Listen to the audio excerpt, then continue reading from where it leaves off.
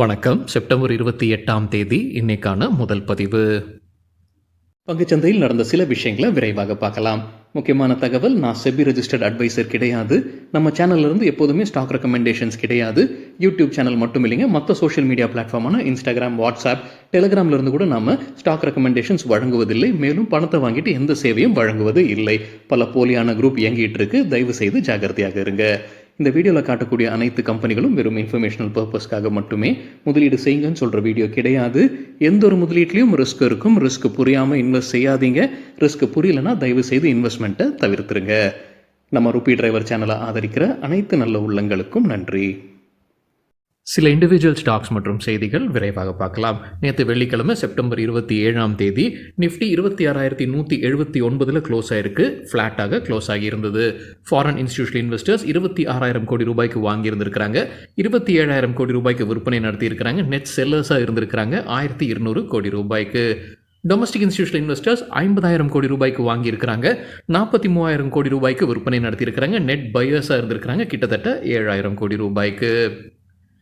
NSC அவங்களுடைய disaster recovery சைட்டில் இன்றைக்கி சோதனை ஓட்டம் நடத்தியிருக்கிறாங்கன்னு என்டிடிவி ப்ராஃபிட்லேருந்து கிடைத்த ஒரு தகவல்.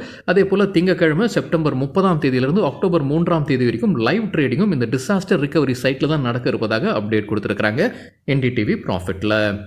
எம்சிஎக்ஸ் தரப்பில் வந்து ஒரு அப்டேட் இருக்குது. அவங்களுடைய ட்ரேடிங் டைமிங்கை மாற்றுறாங்க. நவம்பர் 4ஆம் தேதியிலிருந்து மார்ச் 7ஆம் தேதி வரைக்கும் அந்த டைமிங்கை மாற்றுறாங்க. எப்போவுமே நடைபெற மாதிரி தாங்க. யூஎஸில் வந்து டைம் மாறுது. யூஎஸ் டே லைட் சேவிங் காரணமாக டைம் மாறுது. அதற்கேற்ப இங்கே எம்சிஎக்ஸ் ட்ரேடிங் டைமை மாற்றிருப்பதாக அப்டேட் கொடுத்துருக்குறாங்க. பார்பாயில்டு அரிசியுடைய ஏற்றுமதி வரியை மத்திய அரசு குறைச்சிருக்கிறாங்க. 20%லேருந்து 10% குறைச்சிருக்கிறாங்க. 2023ஆம் ஆண்டில் தான் இந்த வரியை அவங்க கொண்டு வந்திருந்தாங்க. உள்ளூரில் சப்ளை இருப்பதற்காகவும் விலையை கட்டுப்படுத்துவதற்காகவும் அந்த வரியை கொண்டு வந்திருந்தாங்கன்னு மணி கண்ட்ரோலில் அப்டேட் கொடுத்துருக்குறாங்க. அதே போல் ப்ரௌன் ரைஸ் மற்றும் அஸ்ட் ரைஸுடைய எக்ஸ்போர்ட் டியூட்டியும் குறைச்சிருக்கிறாங்க 10%. ஒயிட் ரைஸ் தான் 0 கொண்டு வந்திருக்கிறாங்கன்னு அதே மணி கண்ட்ரோல் செய்தியில் சொல்லியிருக்கிறாங்க. யூஎஸ் ஃபெடரல் ரிசர்வ் அவங்களுடைய அடுத்த மீட்டிங் நவம்பர் மந்தில் நடைபெற இருக்குது. அதில் 50 பேசிஸ் பாயிண்ட்ஸ் குறைப்பதற்கான வாய்ப்பு இருக்குன்னு எக்கனாமிக் டைம்ஸில் அப்டேட் கொடுத்துருக்காங்க. 50 பேசிஸ் பாயிண்ட்ஸ்னால் மேலும் 0.5%, ஏற்கனவே ஒரு 5.5% குறைச்சிருந்தாங்க. மேலும் 0.5% குறைப்பதற்கான வாய்ப்பு இருக்குன்னு சொல்லியிருக்கிறாங்க எக்கனாமிக் டைம்ஸில். ஜிஎஸ்டி கவுன்சில் 10 உறுப்பினர்கள் கொண்ட குழுவாக அமைச்சிருக்கிறாங்க. ஜிஓஎம் குரூப் ஆஃப் மினிஸ்டர்ஸாக அமைச்சிருக்கிறாங்க. எதற்காக இந்த குழு? லக்ஸரி, சின் மற்றும் டிமெரிட் ப்ராடக்ட்ஸ் மீது இப்போ காம்பன்சேஷன் செஸ் போட்டுக்கிட்டு இருக்கிறாங்க. அது மார்ச் 2026 முடிவுக்கு வருது. அதற்கு பிறகு என்ன செய்ய வேண்டும்ன்ற பரிந்துரையை இந்த குழு வழங்க வேண்டும். அந்த குழுவுடைய ரிப்போர்ட் வந்து டிசம்பர் மாத இறுதிக்குள்ளார அவங்க சமர்ப்பிப்பாங்கன்ற எதிர்பார்ப்பு இருக்குன்னு என்டிடிவி ப்ராஃபிட்லாம் அப்டேட் கொடுத்துருக்காங்க. இந்த குழுவில் எந்தெந்த மாநிலங்களை சேர்ந்தவங்க இருக்கிறாங்க? ஆசாம், சத்தீஸ்கர், குஜராத், கர்நாடகா, மத்திய பிரதேஷ், பஞ்சாப், தமிழ்நாடு, உத்தரப்பிரதேஷ் மற்றும் வெஸ்ட் பெங்கால். ஜொமேட்டோ குறித்து என்டிடிவி ப்ராஃபிட்லேருந்து கிடைத்த ஒரு தகவல், துணை நிறுவனர் மற்றும் சீஃப் பீப்புள் ஆஃபீஸரான அக்ரிதி சோப்ரா ராஜினாமா செய்திருக்கிறாங்க. கேஆர்என் ஹீட் எக்ஸ்சேஞ்சர் ஐபிஓ குறித்தான அப்டேட் 3வது நாள் முடிவில் எவ்வளவு சப்ஸ்கிரிப்ஷன் ஆகியிருக்கு? ஒட்டு மொத்தமாக 213 மடங்கு சப்ஸ்கிரிப்ஷன் ஆகியிருக்கு.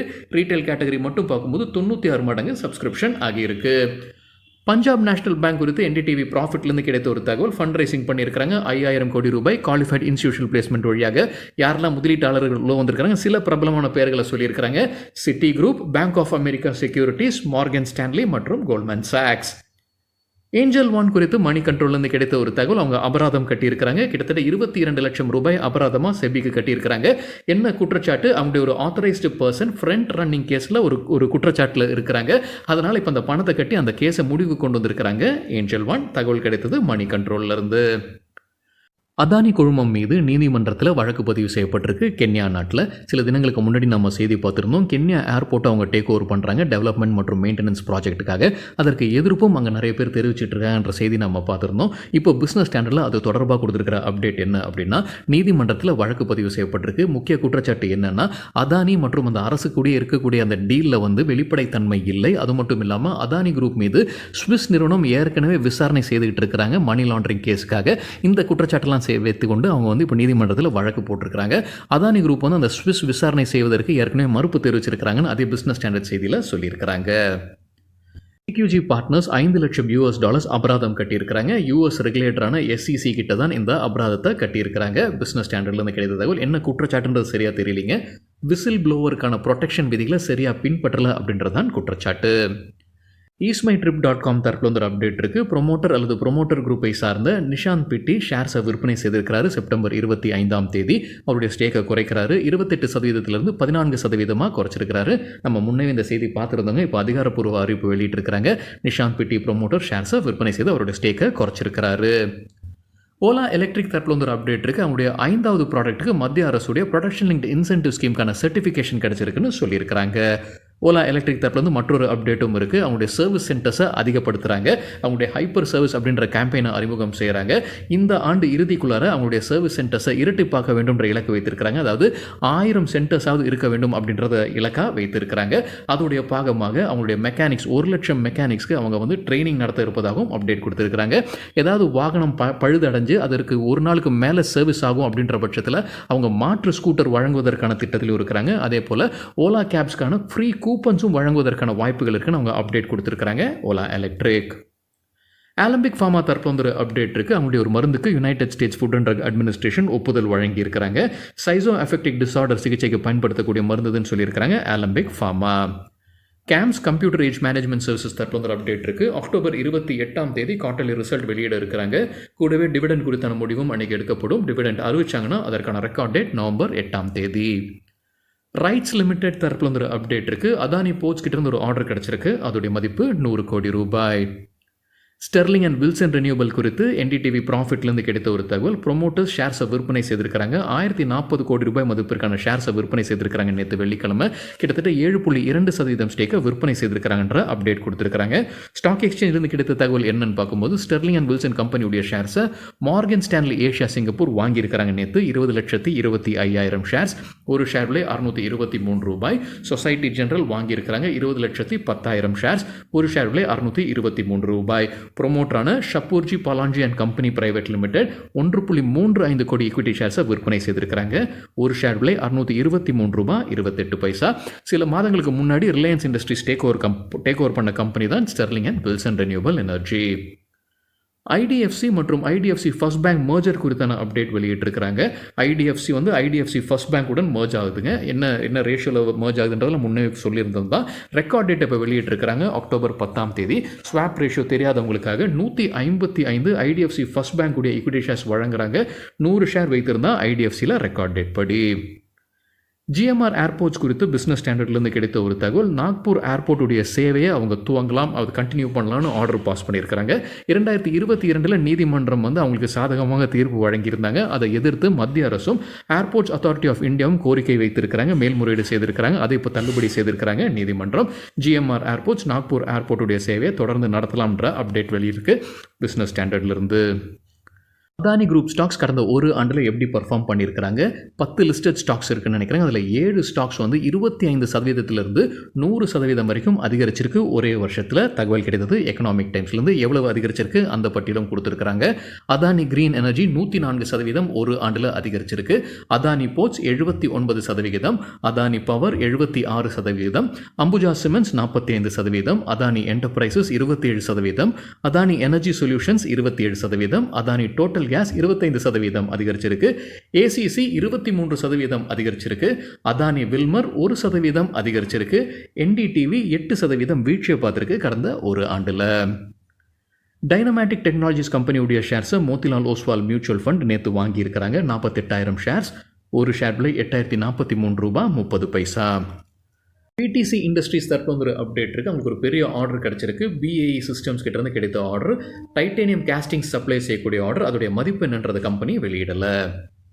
வெல்ஸ்பன் என்டர்பிரைசஸ் குறித்து என்டிடிவி ப்ராஃபிட்லேருந்து கிடைத்த ஒரு தகவல். மும்பை வாட்டர் டனல் ப்ராஜெக்டுடைய டெண்டரில் அவங்க தான் லோவஸ்ட் பிடராக இருக்கிறாங்க. 1990 கோடி ரூபாய் மதிப்பிற்கான ப்ராஜெக்ட். பிருஹன் மும்பை முனிசிபல் கார்பரேஷன் வெளியிட்டிருக்கிற டெண்டரில் அவங்க தான் லோவஸ்ட் பிடராக இருப்பதாக என்டிடிவி ப்ராஃபிட்டில் அப்டேட் கொடுத்துருக்காங்க. அப்போலோ ஹாஸ்பிட்டல்ஸ் குறித்து என்டிடிவி ப்ராஃபிட்லேருந்து கிடைத்த ஒரு தகவல். அவங்களுடைய சப்சிடரி நிறுவனம் தான் Apollo health company.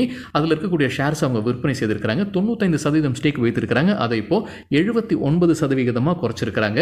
Advent international ஷேர்ஸை வாங்கியிருக்கிறாங்க. HCL டெக்னாலஜிஸ் குறித்து பிஸ்னஸ் ஸ்டாண்டர்ட்லேருந்து கிடைத்த ஒரு தகவல். தெலங்கானா மாநிலத்தில் அவங்களுடைய புது ஆஃபீஸை திறக்க இருக்கிறாங்க. அதற்காக தெலங்கானா முதலமைச்சரை நேரில் சந்தித்து சேர்பர்சன் ரோஷினி நாடார் மல்ஹோத்ரா அழைப்பு விடுத்திருப்பதாக பிஸ்னஸ் ஸ்டாண்டர்ட்லேருந்து கிடைத்த தகவல். கெய்னர்ஸ் வித் ஹை வால்யூம் பட்டியலை விரைவாக பார்க்கலாம். இது நேற்றுக்கான டேட்டா. ஹை வால்யூம்னு எப்படி சொல்கிறோன்னா, நேற்று வால்யூமுடன் கடந்த 10 நாளைக்கான ஆவரேஜ் வால்யூமை ஒப்பிடும்போது 100% மேலே இருக்கிற சில ஸ்டாக்ஸ். கெய்னர்ஸ்னு சொல்லும்போது ஷேர் ப்ரைஸ் நேற்று அதிகரித்திருக்க வேண்டும். பால்ரெட் டெக்னாலஜிஸ் 20% ஷேர் பிரைஸ் அதிகரித்தது, 4000% வால்யூம் அதிகரிப்பு. டைனமேட்டிக் டெக்னாலஜிஸ் 9% ஷேர் பிரைஸும் 390% வால்யூம் அதிகரிப்பு. SP Apparels 7% share price 1160% volume அதிகரித்தது. பல்ராம்பூர் சீனி 7% ஷேர் பிரைஸும் 248% வால்யூம் அதிகரிப்பு. Parag Milk Food 7% share price 529% volume. BPCL 6% share price உயர்ந்தது, 222% வால்யூம் அதிகரிப்பு. எஸ்ஜேவிஎன் 6% அதிகரித்தது, 200% வால்யூம் அதிகரிப்பு. எஸ்ஜேவிஎன் வந்து மகாராஷ்டிரா அரசுடன் 2 மெமரண்டம் ஆஃப் அண்டர்ஸ்டாண்டிங்கில் கையெழுத்திட்டு இருக்காங்க. அது அடுத்த வீடியோவில் செய்தியாக பார்க்கலாங்க. வெஸ்ட் லைஃப் ஃபுட் நம்ம மெக்டானல்ட்ஸ் நடத்தக்கூடிய நிறுவனம் 6% ஷேர் பிரைஸ் அதிகரித்தது, 4300% வால்யூம் அதிகரிப்பு. பிரஜ் இண்டஸ்ட்ரீஸ் 5% ஷேர் பிரைஸும் 580% வால்யூம் அதிகரிப்பு. எக்ஸைட் இண்டஸ்ட்ரீஸ் 5% ஷேர் பிரைஸ் உயர்ந்தது, 400% வால்யூம் அதிகரிப்பு. லூசர்ஸ் வித் ஹை வால்யூம் பட்டியலில் ஷாப்பர் ஸ்டாப் 7% வீழ்ச்சி, 210% வால்யூம் அதிகரிப்பு. ஜேஎஸ்டபிள்யூ ஹோல்டிங்ஸ் 6% வீழ்ச்சி, 231% வால்யூம் அதிகரிப்பு. மேக்ரோடெக் டெவலப்பர்ஸ் 6% விழுந்தது, 200% வால்யூம் அதிகரிப்பு. தமிழ்நாடு மர்கன்டைல் பேங்க் 6% வீழ்ச்சி, 500% அதிகரித்தது வால்யூம். டிபி கார்ப் 5% வீழ்ச்சி, 192% வால்யூம் அதிகரித்தது. ஏஎஸ்கே ஆட்டோ 5% விழுந்தது. மேனேஜ்மெண்ட் மாறுறாங்கன்னு நினைக்கிறேன், நான் அவங்க ஓப்பன் ஆஃபர் இருந்ததுன்னு நினைக்கிறேன். ஏஎஸ்கே ஆட்டோவில் 547% வால்யூம் அதிகரிப்பு. டிப்ஸ் ஃபிலிம்ஸ் 5% வீழ்ச்சி, 421% வால்யூம் அதிகரித்தது. சரிங்க, இதுதான் சில விஷயங்கள் என்னுடைய பார்வைக்கு எட்டியது. நன்றி, வணக்கம்.